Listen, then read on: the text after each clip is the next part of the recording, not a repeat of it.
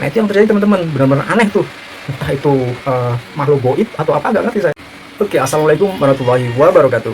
Jumpa kembali dengan saya Santoso alias Agus Santosa.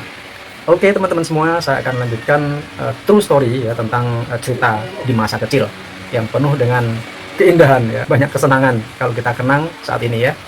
Di episode kali ini saya akan ceritakan agak sedikit horor nih ya.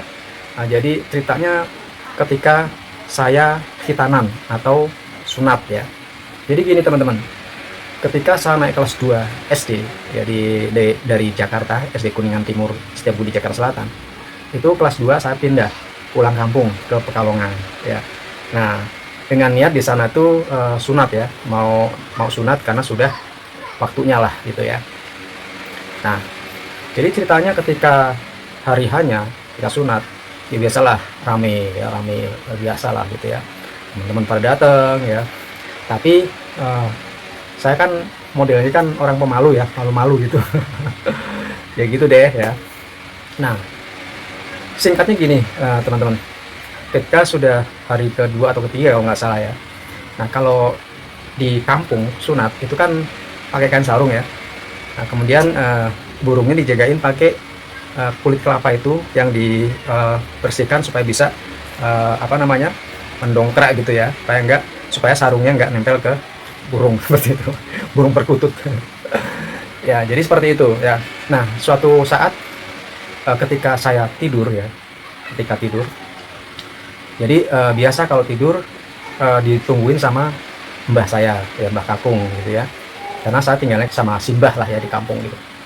Nah anehnya yang terjadi pada malam itu teman-teman ya, mbah kakung itu kalau jagain saya, nungguin saya itu kan duduk di bawah ya, maksudnya di dekat kaki lah ya, di dekat kaki gitu.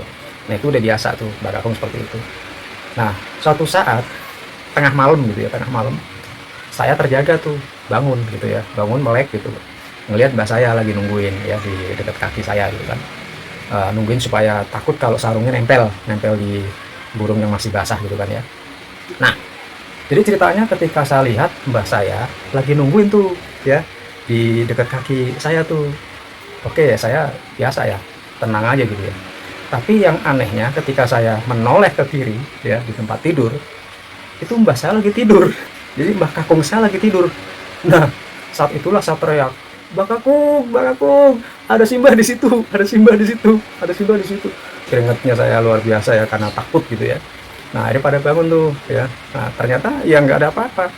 Jadi memang benar-benar saya ngelihat ada simbah ya, mbah kakung saya duduk nungguin saya deket kaki gitu, jagain supaya sarungnya nggak lengket, nggak nempel gitu. Nah itu yang terjadi teman-teman, benar-benar aneh tuh. Entah itu makhluk goib atau apa, nggak ngerti saya. Yang pasti mbah kakung ada dua gitu. Mbah kakung saya ada dua sehingga saya teriak. Nah jadi itulah pengalaman saya ketika habis sunatan ya, masih dalam proses penyembuhan, ada kejadian seperti itu. Jadi kejadian itu ya nggak pernah saya lupa ya sampai setua ini. Karena benar-benar takut waktu itu ya. Oke teman-teman, jadi ini cerita sedikit horor yang saya sharingkan, yang saya ceritakan di episode kali ini. Mudah-mudahan bisa menghibur, membuat teman-teman senyum, dan bisa mengingat kembali masa kecil yang begitu indah dan begitu menyenangkan. Tetaplah semangat, yakin, dan optimis dalam menjalani kehidupan ini. Terima kasih, sukses buat teman-teman semua. Assalamualaikum warahmatullahi wabarakatuh.